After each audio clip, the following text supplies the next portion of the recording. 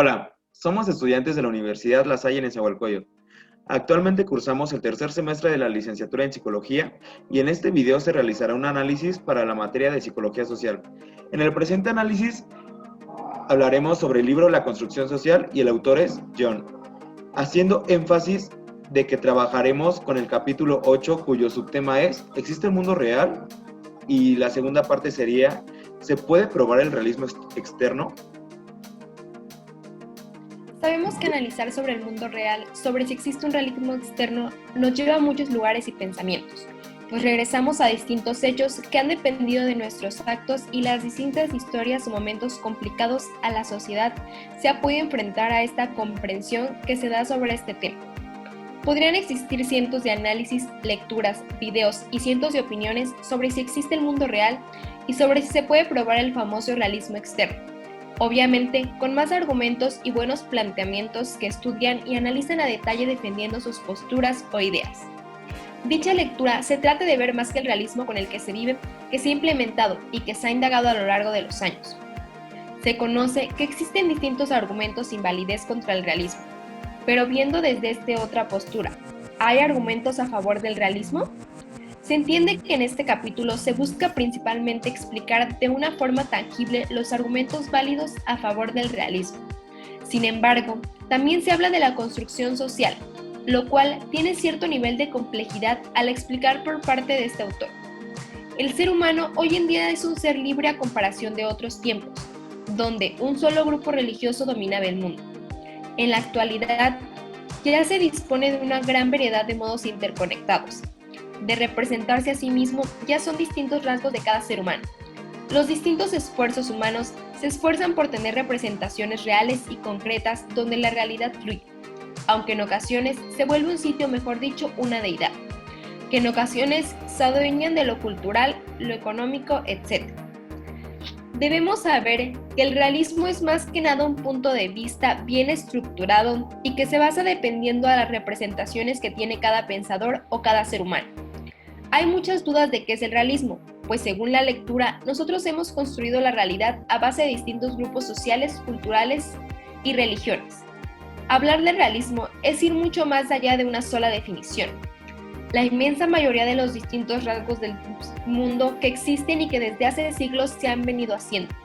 Así como han existido distintas divisiones, han dado grandes aportes a lo que hoy estamos haciendo, de lo que hoy tenemos en nuestro alrededor.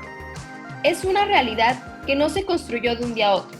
Es una realidad que se está adaptando y que también tiene distintas modificaciones. Eso es lo que observamos, lo que creamos y lo que pensamos. La realidad social, o mejor dicho, el realismo, nos dice que el mundo tiene que ser forzosamente de una forma y no de otra. Y para entender la diferencia entre dos términos que podrían llegar a ser muy parecidos como lo son, el realismo y el antirrealismo. Si resulta que solo los estados de conciencia existen, entonces podrían existir distintas formas o ideas. Bien, sabemos que este punto de la construcción de la realidad es algo complicado y que delimita muchos factores. Si existe o no un mundo real, eso ya es más complicado de predecir o entender, pues abarcaríamos distintos rasgos y perspectivas. Ello volvería a que definiéramos arbitrariamente las representaciones o rasgos que nos rodean. La única realidad a la que podemos llegar o pensar es a las experiencias vividas. El mundo en ocasiones cambia de perspectivas o ideas de acuerdo a lo que conviene a cada persona o cada nación. Ello hace realidades inciertas. Cuando se habla de una prueba del realismo externo, se tiene que retomar a los años 60, cuando se demostraba la racionalidad. Sin embargo, se llega a la conclusión de que dichos argumentos no son más que presuposiciones las cuales nos hablan de una construcción social. Pero no entonces si existe el mundo real o simplemente son presuposiciones debido a una construcción social que lleva años y en la cual nos encontramos, por lo tanto no podemos darnos cuenta de que esto es real o no. Con todo esto, el autor vuelve a la premisa de que uno no puede demostrar en el marco de esos criterios que la racionalidad es racional o que la validez es válida. Desde mi perspectiva personal, estamos hablando de que no existe una verdad absoluta y que nada es completamente racional ni válido, pero entonces se puede decir que nada es completamente real. Volviendo a la lectura, se demuestra el empeño de establecer el realismo externo sirviéndose de algún tipo de argumento. Es como tratar de establecer que la representación representa.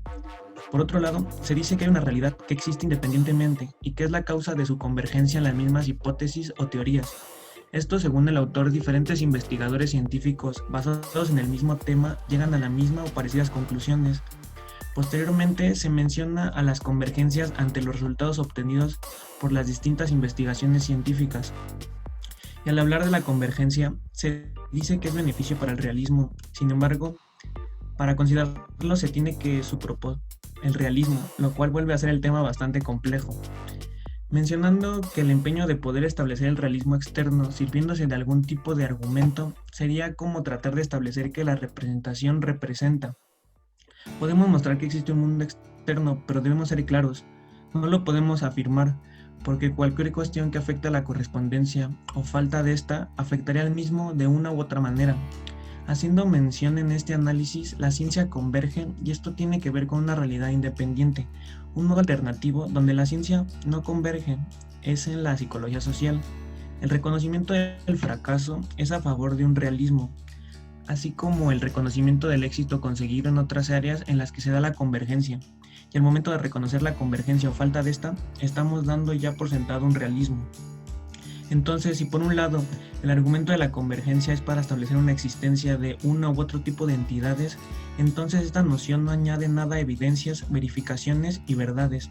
Asimismo, aunque tengamos muchas historias de entidades inobservables, tampoco aportaría más que una lista de confirmación y desconfirmación científica. Citando al autor Morrow, que menciona un pensamiento el cual dice que probando la existencia de dos o más cosas, tales como las manos, zapatos, calcetines, habría probado la existencia de cosas fuera de nosotros, habría probado la existencia de un mundo externo. Entonces, no podemos percatarnos de la concepción, relación entre la premisa y la conclusión. Es una relación implícita directa y esto tiene que ver con la proposición de que el mundo externo existe. Haciendo mención que el realismo externo tiene una función de trasfondo que se da por sentada, y si no sucede esto, no podremos entender las expresiones del modo en que normalmente lo hacemos. De esta manera, el presupuesto realismo externo es un presupuesto necesario para el grueso tronco de pensamientos con lo que nos hemos ido comprometiendo.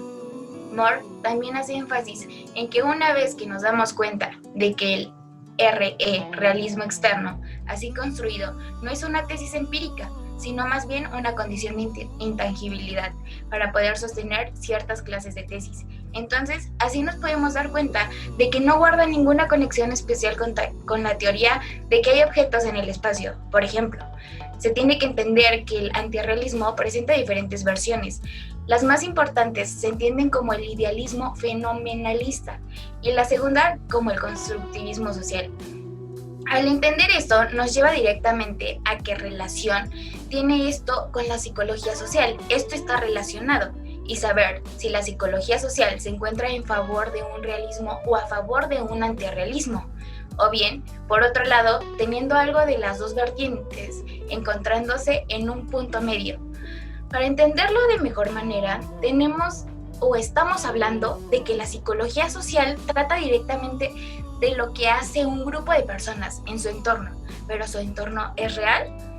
Se tiene la premisa de que el argumento trascendental se opone al realismo fenomenalista. Se entiende que en un argumento trascendental es un argumento que parte del supuesto de que rige una determinada condición y luego trata de demostrar los presupuestos de esta condición. Esto inmiscuye directamente a un lenguaje público, en el cual los hablantes tratan de lograr una comprensión normal, pero ¿a base de qué? Cuando tratamos de comunicar para conseguir una comprensión normal, sirviéndonos de este tipo de expresiones, debemos presuponer el realismo externo. Debemos tener muy presente en este análisis que el realismo externo es un presupuesto del trasfondo para la comprensión normal de una clase muy amplia de expresiones, pero muy diferente de otros presupuestos, del trasfondo en que es a la vez difuso y esencial, pero esto es un modo referencial solapado a alguna entidad especial llamada realidad externa, con R y con E mayúsculas, y esto es precisamente lo que no queríamos decir. Uno de los requisitos del realismo externo es que para entender todas las expresiones en posesión de condición de verdad, existencia de fenómenos y la posesión de rasgos, por esta razón podemos dar por sentado que es un mundo y que tiene una manera de ser que es independiente de nuestras representaciones, y por esta razón es un requisito esencial para el realismo externo. Por su parte, esto es así construido, es una restricción puramente formal. No nos dice cómo son las cosas, sino solo que las cosas tienen una manera de ser, que las hace independientes de nuestras representaciones. Volviendo al tema de la psicología social, ya que se tiene que el sentido de público en cuestión requiere que la realidad pública exista independientemente de las representaciones de esta realidad. Entonces, hablando de la psicología social, se basa en la interacción de las personas. Necesitamos que esas personas sean reales, pero solo las personas o también el entorno, porque por otro lado, el autor redacta que las cosas tienen un modo de ser en un ámbito públicamente accesible, es decir, ontológicamente accesible, así que el realismo externo así construido es una restricción puramente formal, lo cual no dice cómo son las cosas, sino que cada cosa tiene una forma de ser independientemente de nuestras representaciones. Entonces, de esta forma se puede entender que las cosas externas a nosotros existen, pero nosotros las nombramos, vemos, presuponemos de una manera debido a la construcción social, pero ¿esto las hace verdaderamente existentes? Todo lo anterior, el autor lo explica en 4 puntos, los cuales no son más que un poco de lo mismo. Sin embargo, se debe comprender lo enigmático que es encontrar una argumentación básica por parte del autor. Posteriormente se cita a Berkeley, que su respuesta a la comunicación es Dios, ya que garantiza el éxito de la comunicación, pero aún sin creer en Dios entendemos o hacemos referencia a la comunicación y mención de otras cosas. Berkeley logró comprender que el abandono al realismo externo era abandonar la comprensión normal. Entonces el autor menciona que si alguien desea abandonar la comprensión normal, queda en deuda y debe aclarar qué tipo de comprensión es posible. Entonces el autor describe la inteligibilidad de cada expresión individual, requiere una realidad públicamente accesible, lo cual se comprende con que el realismo externo sí existe, aunque hay objetos los cuales la sociedad les da un cierto valor, combinado con distintas leyes universales como el bien y el mal, lo cual nos ayuda de cierta forma a vivir como lo hacemos hasta ahora, mejorando la comunicación, la lingüística, la relación entre la sociedad, entre otras cosas. Sin embargo, el mismo autor, a mi parecer, cae en distintas contradicciones, ya que ¿qué tiene de real algo que no tiene cuerpo ni peso en el espacio? El autor menciona que en este capítulo que su propósito principal ha sido el mostrar que nuestras prácticas lingüísticas cotidianas presuponen al realismo externo. Sin embargo, desde una perspectiva analítica, se podría interpretar como que al no tener argumentos concretos a favor o en contra del realismo, el ser humano por naturaleza busca una explicación y al no encontrarla se suele hacer responsable a algo más grande que nosotros o simplemente echarle la culpa como el autor a nuestra lingüística, lo cual es probable, ya que, como lo dije anteriormente, no existe la verdad absoluta. Entonces, la presuposición al realismo externo es culpa de las personas y por consecuencia de la psicología social, ya que se ha estudiado que en un mundo en el cual tratamos de darle sentido y explicación a todo, esto nos hace vivir en un constructo social establecido por generaciones. Y así, como citando al autor Berkeley, se percata que el precio de abandonar el que sería el realismo externo, es el abandono de la comprensión normal y por esto se declaró dispuesto a pagar este precio. Una objeción que se puede realizar en el presente análisis es que se puede hacer a los ataques actuales al realismo, es que quieren abandonar el realismo externo sin pagar el precio. Es así que abandonar el realismo externo es el abandono de la comprensión normal y de esta manera se puede explicar que si alguien desea abandonar la comprensión normal, queda en deuda con nosotros y de esta forma nos debe aclarar qué tipo de comprensión es posible. Retomando un poco sobre el argumento trascendental, esto hace énfasis a una realidad socialmente construida y presupone a una realidad no socialmente construida.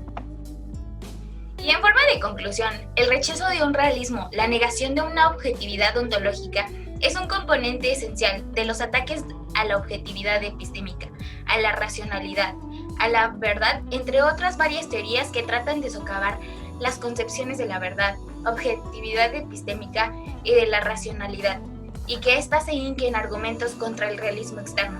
Así que debemos saber que el primer paso en el combate contra el irrealismo no es el único paso, pero sí el primero, Esto nos da a entender que es una gran refutación de los argumentos contra el realismo externo y una defensa como un presupuesto de vastas áreas.